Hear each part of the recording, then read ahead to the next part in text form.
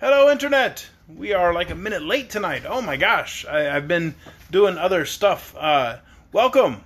It is time for another chapter of The Marvelous Land of Oz. Tonight it's chapter 5 or 6. I can't keep track. 1, 2, 3, 4, 5, 6. They're not labeled. Like, they don't say the chapter number at the top of the page, so I don't know. But apparently tonight is chapter 6, Jack Pumpkinhead's Ride to the Emerald City.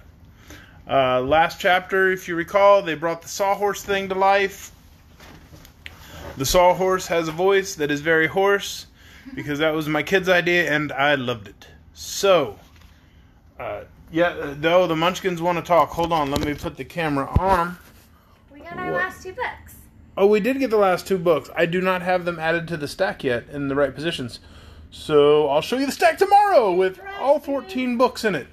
We almost had a naked Munchkin run into the screen here, and then we'd have to stop going live, and I don't know, I can't post the nudity of a 6-year-old on Facebook. I'll go to jail. I don't need to go to jail. Not for that. So many other things. But tonight we're reading Chapter 6 of The Marvelous Land of Oz, Jack Pumpkinhead's Ride to the Emerald City. Tip and Jack and the Sawhorse are off on their way to the Emerald City because they want to chat with the Scarecrow, and I'm looking forward to it. So, let's read. Or I'll just start coughing. If Arthur was out here, he'd tell you I have the COVID. At daybreak, Tip was awakened by the Pumpkinhead. He rubbed the sleep from his eyes, bathed in a little brook, and then ate a portion of his bread and cheese. Having thus prepared for a new day, the boy said, "Let us start at once. 9 miles, quite a distance, but we ought to reach the Emerald City by noon if no accidents happen." So the Pumpkinhead was again perched upon the back of the Sawhorse, and the journey was resumed.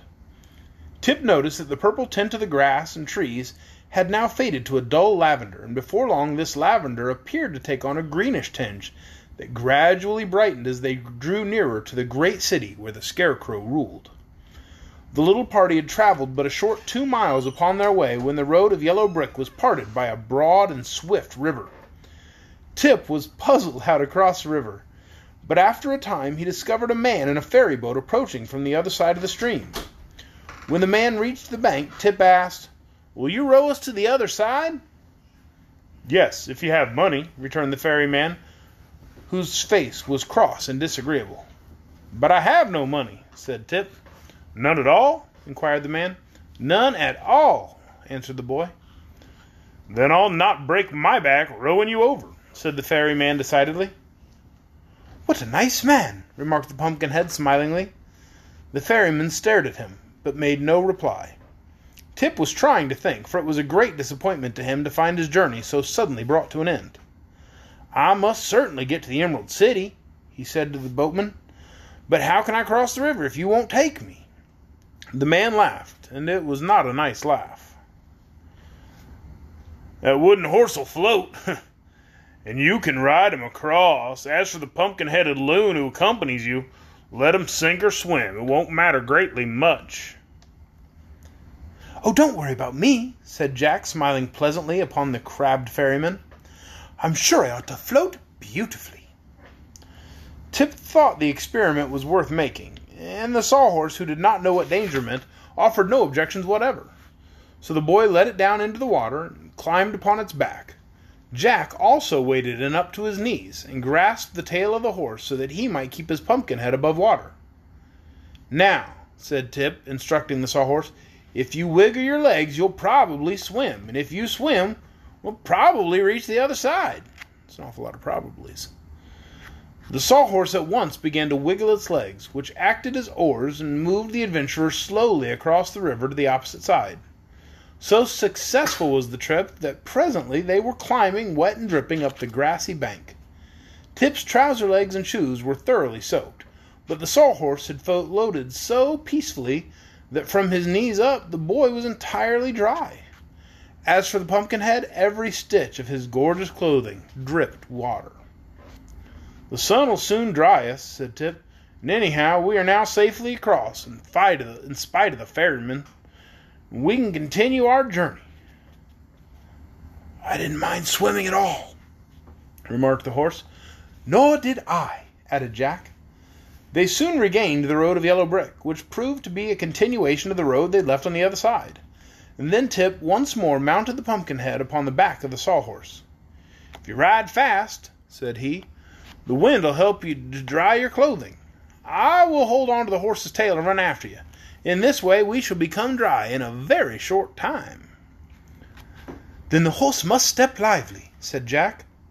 "I'll do my best," returned the sawhorse cheerfully. Tip grasped the end of the branch that served as tail to the sawhorse and called loudly, "Get up!" The horse started at a good pace, and Tip followed behind. Then he decided they could go faster, so he shouted, "Trot!" Now the sawhorse remembered that this word was the command to go as fast as he could, so he began rocking along the road at a tremendous pace, and Tip had hard work running faster than he ever had before in his life to keep his feet. Soon he was out of breath, and although he wanted to call "Whoa!" to the horse, he found he could not get the word out of his throat. Then the end of the tail he was clutching, being nothing more than a dead branch, suddenly broke away. The next minute the boy was rolling in the dust of the road, while the horse and its pumpkin-headed rider dashed on and quickly disappeared in the distance. By the time Tip had picked himself up and cleared the dust from his throat so he could say, "Whoa!" there was no further need of saying it, for the horse was long since out of sight. So he did the only sensible thing he could do. He sat down and took a good rest, and afterward began walking along the road. "Sometime I will surely overtake him," he reflected, "for the road will end at the gates of the Emerald City, and they cannot go further than that." Meantime, Jack was holding fast to the post, and the sawhorse was tearing along the road like a racer. Neither of them knew Tip was left behind, for the Pumpkinhead did not look around, and the sawhorse couldn't. As he rode, Jack noticed that the grass and trees had become a bright emerald green in color, so he guessed they were nearing the Emerald City, even before the tall spires and domes came into sight. At length a high wall of green stone, studded thick with emeralds, loomed up before them, and, fearing the sawhorse would not know enough to stop, and so might smash them both against the wall, Jack ventured to cry, "Whoa!" as loud as he could. So suddenly did the horse obey that had it not been for his post, Jack would have been pitched off head first, and his beautiful face ruined. "That was a fast ride, dear father!" he exclaimed, and then, hearing no reply, he turned around and discovered for the first time that Tip was not there. This apparent desertion puzzled the Pumpkinhead, and made him uneasy, and while he was wondering what had become of the boy, and what he ought to do next under such trying circumstances, the gateway in the green wall opened, and a man came out. This man was short and round, with a fat face that seemed remarkably good-natured. He was clothed all in green, and wore a high-peaked green hat upon his head, and green spectacles over his eyes. Bowing before the Pumpkinhead, he said, "I am the guardian of the gates of the Emerald City. May I inquire who you are, and what is your business?" "Well, my name is Jack Pumpkinhead," returned the other, smilingly, "but as to my business, I haven't the least idea in the world what I should do." The guardian of the gates looked surprised, and shook his head as if dissatisfied with the reply. "What are you, a man or a pumpkin?" he asked politely. "Both, if you please," answered Jack. "And this wooden horse, is it alive?" questioned the guardian. The horse rolled one naughty eye upward and winked at Jack. Then it gave a prance and brought one leg down on the guardian's toes. "Ouch!" cried the man. "I'm sorry I asked that question, but the answer is most convincing. Have you any errand, sir, in the Emerald City?" "It seems to me that I have," replied the Pumpkinhead seriously, "but I cannot think what it is. My father knows all about it, but he is not here." "This is a strange affair, very strange," declared the guardian, "but you seem harmless. Folks do not smile so delightfully when they mean mischief." "As for that," said Jack, "I cannot help my smile, for it is carved on my face with a jackknife." "Well, come with me into my room," resumed the guardian, "and I will see what can be done for you." So Jack rode the sawhorse through the gateway into a little room built into the wall. The guardian pulled a bell cord, and presently a very tall soldier, clothed in a green uniform, entered from the opposite door. This soldier carried a long green gun over his shoulder, and had lovely green whiskers that fell quite to his knees. The guardian at once addressed him, saying, "Here is a strange gentleman who doesn't know why he has come to the Emerald City or what he wants. Tell me, what shall we do with him?"